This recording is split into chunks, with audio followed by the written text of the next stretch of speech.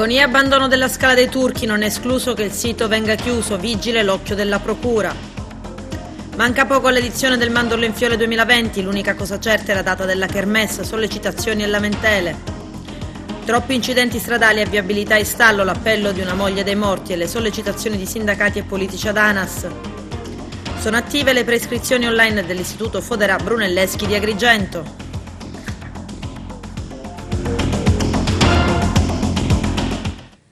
Bentrovati gentili telespettatori al nostro appuntamento con l'informazione. Il governatore della Sicilia, Nello Musumeci, interviene sull'agonia della Scala dei Turchi e ha dichiarato: dobbiamo capire se vietare definitivamente l'accesso, i particolari nel servizio. Preoccupano le condizioni della Scala dei Turchi. La caratteristica parete rocciosa che si erge a picco sul lungomare della costa di Realmonte, candidata a patrimonio dell'UNESCO, è fragile e suscettibile alla furia del maltempo. Non è escluso che il sito possa venire chiuso per qualche tempo. C'è un'inchiesta in corso per inosservanza delle norme a tutela dei beni artistici. Complessa è anche la situazione dal punto di vista squisitamente burocratico. Realmonte è la città della Scala dei Turchi, ma il bene è di un privato. Ecco allora che se le strade percorse negli scorsi anni per la gestione del bene non hanno via d'uscita, forse l'unica soluzione è quella che la Scala dei Turchi venga espropriata dalla regione. Intanto l'eccessiva cementificazione nel territorio dove si insinua ha modificato il normale deflusso delle acque meteoriche e l'esagerata fruizione dei luoghi ha fatto il resto. Solo alcuni mesi fa la Scala dei Turchi era stata riaperta alla fruizione dopo il crollo lato est, ripristinato con un'opera finanziata dalla Regione Sicilia. L'associazione ambientalista Mare Amico, che ha lanciato l'allarme, ribadisce che occorre un'operazione di responsabilità. Va interdetto il versante ovest che si affaccia sul Lido Rossello. Inoltre urge una seria gestione del sito che prevede il controllo delle presenze. Siamo intervenuti e torneremo a farlo. La natura geologica della roccia pare che non ci aiuti. Dobbiamo capire quanto questo fenomeno di sgretolamento sia compatibile con l'uso e con l'occupazione di quell'area da parte dei bagnanti e dei turisti. Lo ha dichiarato il presidente della regione siciliana Nello Musumeci. Vigile resta l'occhio della Procura di Agrigento, mentre diversi sono stati gli incontri che mirano a trovare un futuro ad una realtà che ormai intercetta l'attenzione di flussi turistici massicci. Porto turistico di Licata, si chiude il primo capitolo giudiziario legato all'inchiesta che nel 2014 portò al sequestro della struttura. L'inchiesta che, dopo il verdetto del Tribunale di Agrigento, subisce un pesante ridimensionamento, una condanna per occupazione abusiva di suolo pubblico e abuso edilizio. I particolari nel servizio.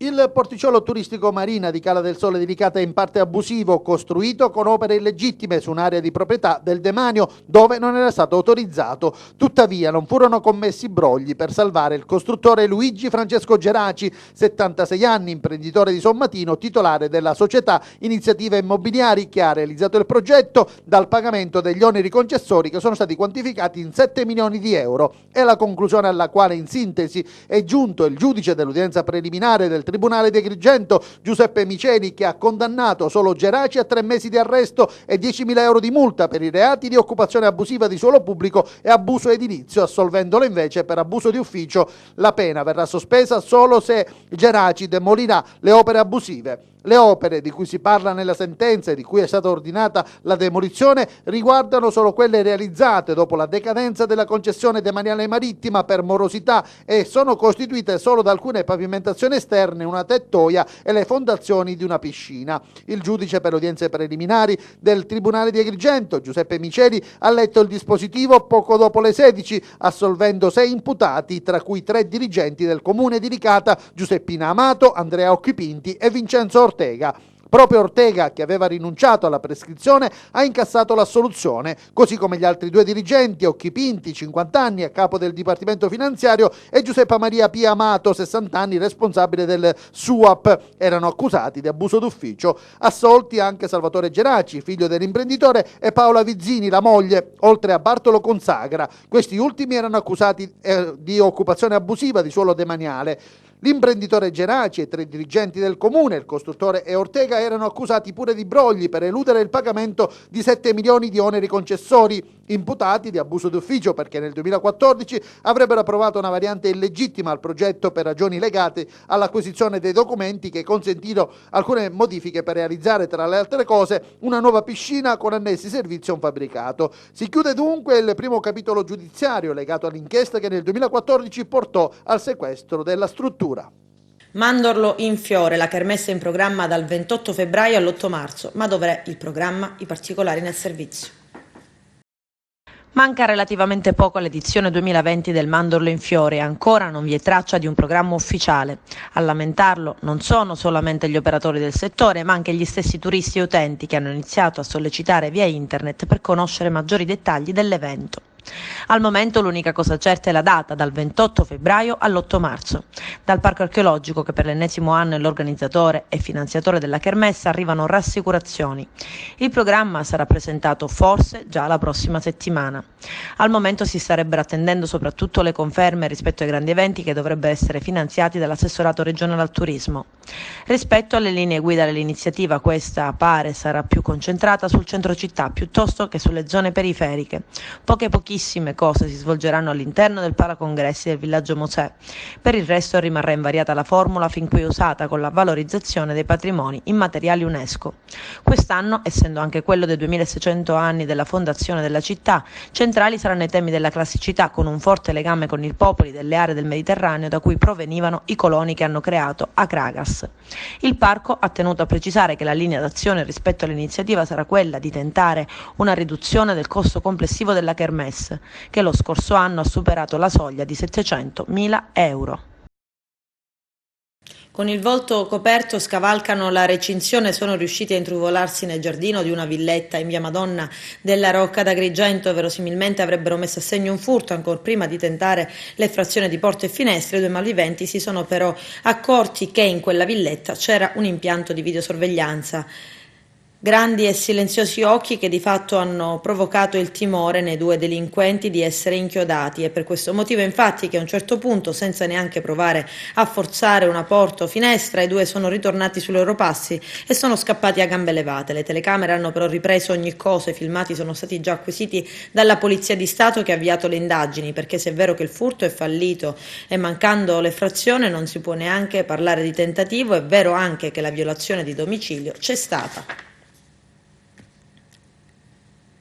Nel Messinese, a Castel di Tusa, è stato trovato il cadavere di un sub in decomposizione in spiaggia, il secondo trovato lungo la costa tirrenica, l'altro pochi giorni fa a Cefalù nella spiaggia di Mazzaforno, ma non ci sono state denunce di scomparsa. Vediamo. Macabro ritrovamento ieri pomeriggio a Tusa. Il mare ha restituito sulla spiaggia di Castel di Tusa, vicino alla piccola frazione di Milianni, il corpo di un sub in avanzato stato di decomposizione. Sul posto si sono recati i militari dell'Arma di Mistretta al comando del capitano Francesco Marino e gli uomini dell'ufficio locale marittimo e i vigili del fuoco volontari di Santo Stefano di Camastra, ma ancora gli inquirenti non fanno trapelare nulla, mantenendo il più stretto riserbo. Le condizioni del corpo sono compromesse per la lunga permanenza in mare, non è stato ancora possibile procedere all'identificazione del sesso e dell'età apparente. La decorazione viola della mute indossata però ha fatto ipotizzare agli investigatori che possa trattarsi di una donna. Sul posto è giunto anche il sostituto procuratore di Patti, Giorgia Orlando, che coordina le indagini. Il cadavere è stato trasferito all'ospedale di Patti, dove l'autorità giudiziaria ha disposto l'esame autoptico. Solo pochi giorni fa un caso analogo si è verificato a Cefalù. Anche lì era stato ritrovato su una spiaggia il corpo senza vita di un sub. Al momento non c'è alcuna informazione su un possibile collegamento tra i due casi, ma non si può escludere date la breve distanza e le analoghe condizioni. Adesso ci fermiamo per la prima pausa pubblicitaria, tra poco vi aspetto. Troppi morti sulle strade siciliane nei primi giorni del 2020, l'appello della moglie di una delle vittime dell'asfalto che parla così, sentiamo. Tragedia sulle strade siciliane nei primi giorni del 2020. Sono 4 le vittime degli incidenti nelle strade dell'isola che hanno provocato la morte di 4 persone che andavano regolarmente al lavoro. L'ultima di queste ore è accaduta sulla statale Palermo-Agrigento. Due auto, una Fiat Idea e una Punto, si sono scontrate subito dopo lo svincolo per Villa Abate. L'impatto è stato frontale ed entrambi i conducenti sono morti sul colpo. Il primo stava andando al lavoro a bordo di una Fiat Punto e il secondo viaggiava verso Palermo con una Fiat Idea. La polizia stradale sta indagando per ricostruire l'esatta dinamica dell'impatto. Intanto il tratto stradale è stato chiuso. Chi arriva da Agrigento dovrà deviare per lo svincolo di Misilmeri e chi arriva da Palermo dovrà prendere lo svincolo per Villa Abate. La vedova di Roberto Cona, scampata miracolosamente ad un grave incidente nel quale ha perso la vita il marito, dichiara: capita di salutare i nostri cari e di ricevere all'improvviso una telefonata che ci avvisa della tragedia e nonostante gli angeli che soccorrono, il riferimento è ai medici, infermieri ed agenti di polizia stradale, non si riesce il più delle volte a salvarle queste vittime. Svegliamoci, dice Marina Fontana, vedova di Roberto Cona. Non dovete vivere la mia storia sulla vostra pelle per capire cosa si prova. Strade sicure, prevenzione ma anche consapevolezza che alla guida abbiamo come un'arma che può uccidere se usi il telefonino, alcol, droga se corri. Occorre scendere in piazza. Torno a chiedere aiuto alle istituzioni incitando tutti a scendere in piazza con me. Non bisogna mai mollare fino a quando queste stragi non finiranno. Da privata cittadina che non ha alcuna associazione dico a febbraio tutti a Roma a chiedere aiuto al Presidente della Repubblica ed alle alte sfere delle istituzioni nazionali con tutte le associazioni. Sono 10 al giorno le vittime sulle strade italiane. Le vittime della strada, anziché diminuire come dovrebbe essere, stanno aumentando. La media in questi ultimi giorni è infatti aumentata e non c'è ragione per piangere tutti questi morti causati principalmente dal menefreghismo di autisti scostumati e da troppa irresponsabilità. Viabilità precaria, piena condivisione da parte del territorio, tante le adesioni alla manifestazione organizzata dai sindacati per il prossimo 25 gennaio. C'è il servizio. Agrigentini sciopero contro l'isolamento geografico. Si sta preparando nei minimi dettagli la grande manifestazione di protesta per il 25 gennaio con inizio alle 11 sulla statale 640 dalla rotonda Giunone alla rotatoria della strada degli scrittori ad Agrigento e ci sono nuove adesioni. Il sindaco di Agrigento, Lillo Firetto, conferma la partecipazione del comune alla manifestazione. In questi anni, dichiara Firetto, abbiamo assistito a inaugurazioni, sopralluoghi, task force, perfino decreti e a uno sblocca cantieri. A marzo, giugno, settembre, novembre, mese dopo mese abbiamo ribadito che non possiamo più attendere. Abbiamo chiamato a raccolta tutti i sindaci ad Agrigento, poi a Caltanissetta, siamo stati portavoce della protesta dell'Agrigentino, del Palermitano e del Nisseno. Deviazioni, semafori e lavori interminabili, viadotti chiusi o a rischio, strade colabrodo. Tante le promesse e le rassicurazioni, ma ancora poco o nulla. Viabilità e infrastrutture sono un diritto, dice Firetto, che reclamiamo da oltre 30 anni. Tutti insieme, uniti, sindaci, sindacati, chiesa, cittadini, si levi un grido: adesso basta. Anche la CNA, la Confederazione Nazionale dell'Artigianato e delle Piccole e Medie Imprese, attraverso il presidente provinciale Francesco Di Natale e il segretario Claudio Spoto, annuncia la propria adesione alla manifestazione. Siamo pronti a sottoscrivere e a dare il nostro fattivo contributo all'elaborazione del documento che il Servizio di Pastorale Sociale del Lavoro dell'Arcidiocesi di Agrigento, nel ruolo di cabina di regia, predisporrà per dare forza e sostanza alla manifestazione di protesta contro l'isolamento del nostro territorio. I vertici provinciali della CNA di Agrigento, consapevoli dei disagi e dei danni quotidianamente subiti e vissuti dagli artigiani, dalle piccole e medie imprese, dagli operatori del commercio e del turismo, esprimono apprezzamento per la disponibilità manifestata dal direttore dell'ufficio, Don Mario Sorce, rispetto alla proposta di redazione unitaria e condivisa della piattaforma rivendicativa che, con nota da precise e legittime richieste, verrà sottoposta all'attenzione delle autorità competenti. Poter contare in questa azione di sensibilizzazione, affermano Di Natale e Spoto, sia sulla Chiesa Agrigentina con in testa l'arcivescovo Don Franco Montenegro, sia sulla prefettura guidata da Dario Caputo, è sicuramente uno straordinario valore aggiunto. Noi rilanciamo con forza la scelta della mobilitazione generale maturata nel recente incontro convocato dal prefetto su input dei sindacati, osservano ancora Di Natale e Spoto. Oltre alla marcia e a farci sentire, aggiungono Di Natale e Spoto, il tavolo tecnico sotto la regia della prefettura dovrà occuparsi e monitorare anche le dinamiche che si muovono attorno all'esecuzione dei lavori e alla prestazione dei servizi connessi alla pubblica amministrazione. Una lettera durissima inviata dall'assessore regionale alle infrastrutture Marco Falcone all'ANAS. 4 cantieri sulla Palermo-Catania con annessi restringimenti di carreggiata sono del tutto abbandonati. Non abbiamo visto un solo operaio al lavoro nei cantieri, nei tratti di Molini, Giardinello, Simeto e Rossi, dice. Una situazione vergognosa. Abbiamo scritto una nota ai vertici dell'ANAS chiedendo rispetto e siamo pronti a chiedere anche un risarcimento danni per i disagi causati ai siciliani da questi cantieri che vanno a rilento, per non dire che sono del tutto fermi. L'assessore chiede al governo Conte aiuti agli autotrasportatori costretti ad uscire a Resuttano per il rischio crolli dei viadotti. In Liguria per il ponte Morandi lo Stato è intervenuto per lenire i disagi. Perché non deve farlo in Sicilia? Dice Falcone. Oggi un camion o un autobus anche di linea per percorrere la Palermo-Catania impiega più di 3 ore e mezza per appena 190 chilometri. Il bilancio dei controlli della polizia stradale durante le festività confermano che gli automobilisti agrigentini sono poco attenti alla guida e poco rispettosi delle norme del codice della strada. Vediamo. Con il telefonino attaccato all'orecchio o per le mani, senza cintura allacciata e alla guida di mezzi non revisionati e non assicurati e magari pure con il piede pesante. Non sono inoltre mancati gli ubriachi.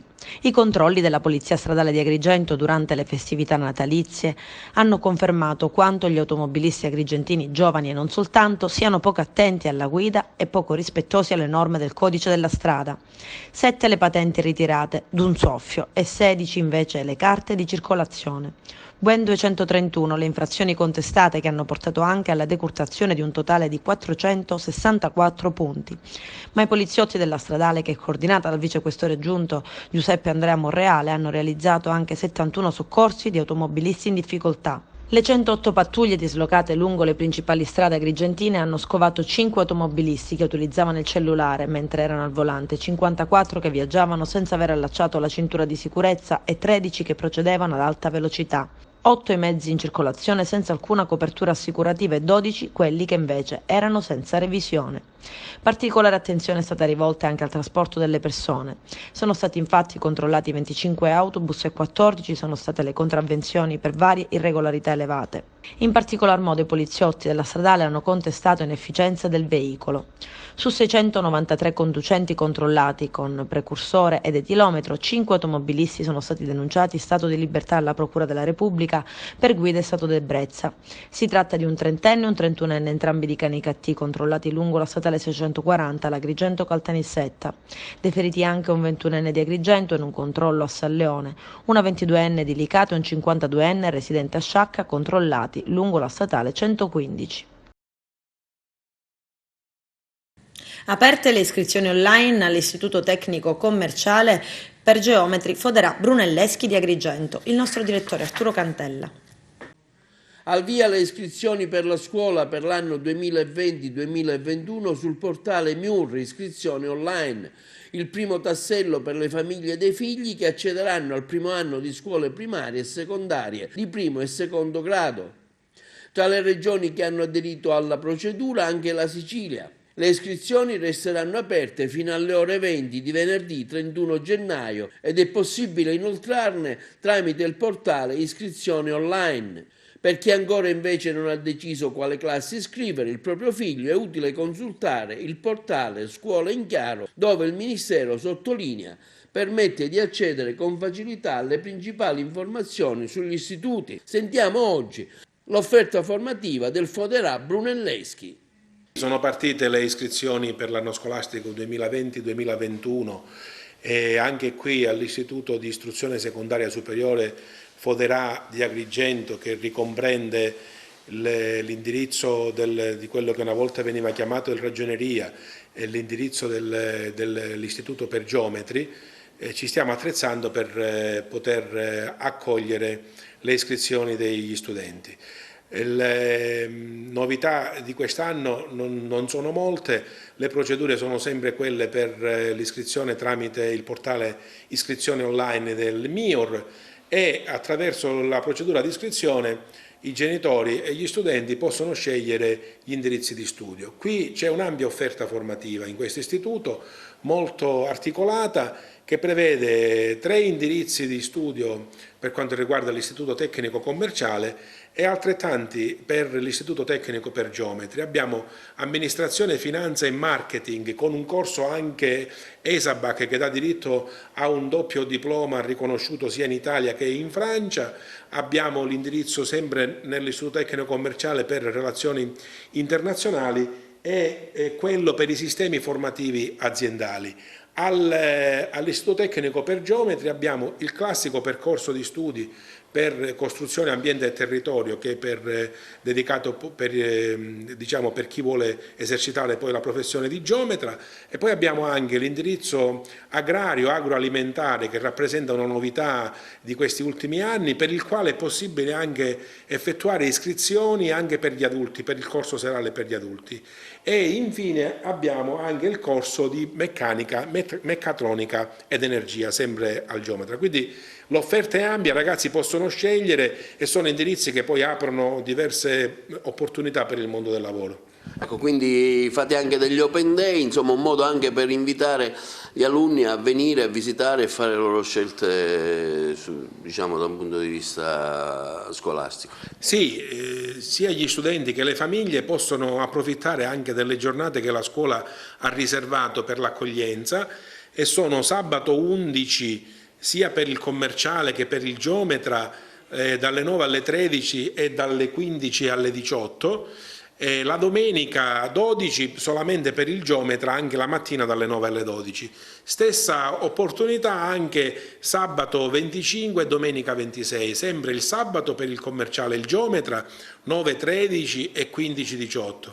E domenica solamente per il geometra dalle 9 alle 12. Durante queste giornate i docenti saranno ben lieti di accogliere sia gli studenti che le famiglie, sia per far visitare i locali e i laboratori che la scuola offre, sia per fornire indicazioni e chiarimenti su quelle che sono le opportunità degli indirizzi di studio. Adesso ci fermiamo per la seconda ed ultima pausa pubblicitaria, tra poco vi aspetto. Calcio Acragas, la società sogna la Serie D, ma servono aiuti economici concreti per portare avanti un progetto solido. Carmelo Lentini. Salvatore Bottone, ex presidente dell'Acragas, oggi è un medico sociale dell'Acragas, comunque è sempre un incarico che gli permette di stare vicino alla società. Cosa diciamo ai tifosi e che appello possiamo fare a chi si vuole avvicinare ai colori biancazzurri? Io vorrei ricordare, come più spesso il presidente Cascionova ha ribadito, da dove veniamo. Cioè, la società, sappiamo quale traversia ha subito e nel giro di un anno siamo secondi in classifica in un campionato di eccellenza a lottare per la Serie D. La nostra volontà è di riuscirci a arrivare in Serie D, però non dipende solo da noi, dipende dal campo, dalle gare che si effettuano, dalle vittorie. Fino ad ora la squadra è imbattuta, questo è un dato di fatto, e quindi abbiamo affrontato tutto il giorno l'andata a testa alta, riportando finalmente la gente allo stadio, non nel numero che ci auspicavamo, ma sicuramente già considerevole. E l'appello è proprio questo, che al di là delle traversie, al di là delle difficoltà in cui ci si muove, perché per i noti fatti economici non nuotiamo nell'oro, però l'impegno di portare a termine un campionato dignitosissimo, anche da secondi in classifica. Noi faremo l'impossibile per poterlo vincere il campionato, non dipende da noi, ci sono altre formazioni, altre società che si sono rafforzate nel tempo, però l'appello che proprio voglio dare alla gente è di riavvicinarsi. Abbiamo riacceso questa fiammella dell'Acragas che non si è mai spenta, come ho detto, è sempre accesa e le vogliamo tutti bene, ma è importante che il singolo tifoso venga allo stadio col suo modesto contributo, anche a pagare il semplice biglietto, come spesso ho detto. E questa è una forma di aiuto, e che la società capisce che non è un lavoro inutile, che la gente ci sta vicina e che l'obiettivo, ripeto, è quello di vincere il campionato. Sembra un'assurdità, così come lo ripetevo l'anno scorso, quando eravamo in difficoltà sia economiche sia di classifica, però io ribadivo sempre che ce l'avremmo fatta. E poi grazie al subentro del presidente Cosa ci troviamo in un'altra categoria e con la prospettiva ancora reale di poter fare ancora un altro salto di categoria. Ma per fare questo dobbiamo stare tutti uniti, quindi tifosi, imprenditori, politici. Noi, come ha detto l'avvocato, giustamente l'avvocato Cascionova, noi siamo aperti a tutte, l'Agres non fa politica. Io personalmente sono amico, ero consigliere assieme sia a Piazza che a Marco Zambuto. Abbiamo iniziato il percorso politico nel lontano 93, eravamo seduti sui banchi dell'aula Sollano, quindi assieme, quindi mi viene anche difficile parteggiare per qualcuno, sono amici entrambi. Con Firetto ci siamo conosciuti anche da tanto tempo, diciamo, con Micichè è un mio collega, oltre che mi ha sostituito durante la mia squalifica, per cui dico, sono tutti amici e l'appello è proprio questo, che ci stiano vicino, che diano quella mano che è fondamentale per il proseguo e la tranquillità economica di questa società. Per cui dico, mi auguro che il 2020 ci possa riportare nelle categorie che più ci competono. Daspo di 1 anno per un tifoso del Canicattì colpevole di aver sfilato una sciarpa dal collo di un tifoso del Cefalù. C'è il servizio. La polizia di Canicattì ha eseguito un daspo emesso dal questore di Palermo a carico di un tifoso trentenne della squadra del Canicattì. La vicenda risale al 15 dicembre, quando si è disputata la partita con il Cefalù, Cefaledium Canicattì, presso lo stadio Santa Barbara, valevole per la 14ª giornata di campionato della categoria eccellenza Girone A. In quella occasione il tifoso del Canicattì Calcio si era reso autore di un grave gesto certamente antisportivo nei pressi dell'ingresso dello stadio, ha infatti sfilato dal collo di un giovane tifoso la sciarpa riportante i colori e scritte del Cefaledium, mentre questi era a bordo di uno scooter ed aveva provocato una forte reazione della tifoseria locale, tempestivamente sedata dal personale del commissariato di Cefalù. L'autore del fatto, identificato dalla polizia, che ha posto in pericolo la sicurezza pubblica ed ha creato turbativa per l'ordine pubblico in occasione di una manifestazione sportiva, a seguito del provvedimento emesso non potrà accedere agli impianti sportivi nazionali ed internazionali dove si disputeranno tutte le manifestazioni calcistiche, anche amichevoli, dei campionati italiani. Il divieto riguarda inoltre i luoghi interessati alla sosta, al transito o al trasporto di coloro che partecipano o assistono alle manifestazioni e vige 2 ore prima dell'inizio delle manifestazioni sportive, durante lo svolgimento e 2 ore dopo la fine delle stesse. Domani, giovedì 9 gennaio, si presenta alle 18:30 al ristorante Vineria per Bacco, vicolo Lopresti 2 ad Agrigento, traversa di Via Atenea, il saggio Conto i giorni felici, cercando la felicità e altre cose venute dopo, di Daniela Gambino. Una presentazione accompagnata da un buffet con annessa degustazione di vini, perché le chiacchiere, il bene e il mangiare bene fanno parte del percorso di felicità. Introduce il volume insieme all'autrice e il giornalista Luigi Mula.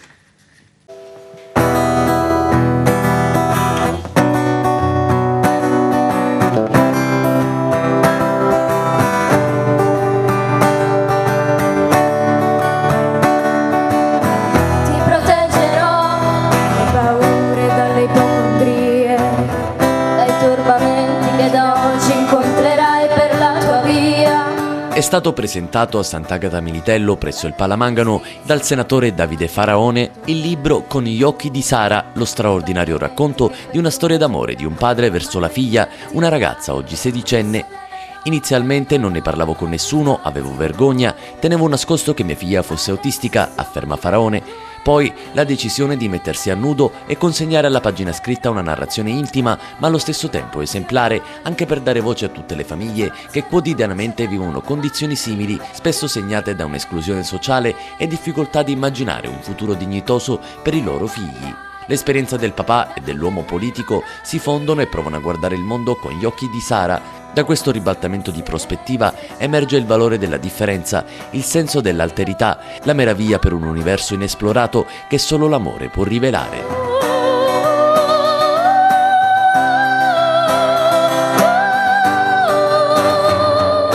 Il libro naturalmente è lo strumento che fa sì che io smetta di trattare una vicenda come una vicenda assolutamente privata e la rendo pubblica proprio per cercare di costruire una sensibilizzazione diffusa rispetto ad un tema, la disabilità, di cui mi occupo anche come uomo politico, nel senso che mi vanto di aver fatto un po' di leggi importanti, la legge sull'autismo, la legge sul dopo di noi, di aver introdotto un po' di finanziamenti, fondi per la non autosufficienza, lo 0,2% obbligatorio nei bilanci dell'ASP sull'autismo, quindi tante misure che abbiamo messo in campo, però l'esigenza di fare e di scrivere il libro e di organizzare eventi come questo è perché mi rendo conto che possiamo approvare tutte le leggi che vogliamo, possiamo destinare tutte le risorse economiche che vogliamo, naturalmente servono, ma se non si riesce a costruire una sensibilità diffusa tra i cittadini, tutti questi strumenti rischiano di farci girare a vuoto. Per cui il libro nasce all'esigenza di costruirla questa sensibilità e creare le condizioni affinché tutti possano guardare il mondo con gli occhi di Sara. Resteremo in piedi e resterò al tuo fianco fino a che vorrai. Difenderò da tutto, non temere mai.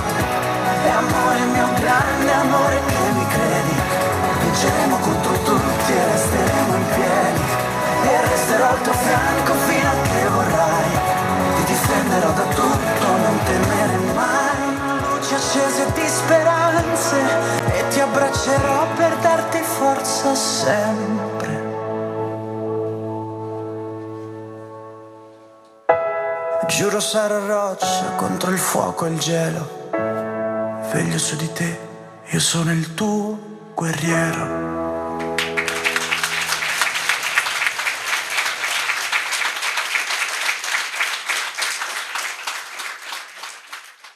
Un grifone abruzzese al Parco dei Nebrodi, vediamo.